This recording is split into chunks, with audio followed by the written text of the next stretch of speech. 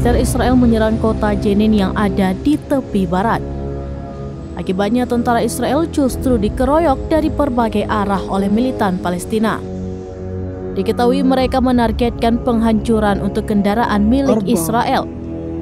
Dikutip dari Al-Mayadin, Brigade Jenin menghadapi pasukan Israel di Camp Jenin dan sekitarnya. Pasukan itu pun menargetkan kendaraan milik Zionis. Menyusul operasi penyerbuan dan tanggapan dari pejuang perlawanan, militer Israel menyatakan Jenin sebagai daerah yang tertutup secara militer. Di sisi lain, Brigade Al-Qassam dan pasukan perlawanan di Jenin menyatakan konfrontasi mereka dengan pasukan Israel.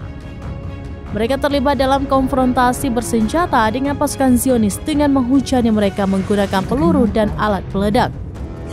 Sementara itu, Brigade Martir Al-Aqsa menegaskan bahwa pejuang perlawanan akan terus menargetkan pasukan Israel yang menyerbu Jenin.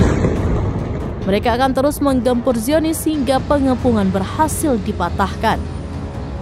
Brigade juga mengatakan bahwa pejuangnya telah menargetkan gerbang pemukiman Yitzhar di selatan Nablus dengan tembakan keras. Pejuang perlawanan juga menghalangi kemajuan pasukan pendudukan menuju sekitar rumah sakit pemerintah Jenin. Selain itu, militan Palestina juga menargetkan kendaraan pendudukan di Camp Jenin dengan alat yang memiliki daya ledak tinggi.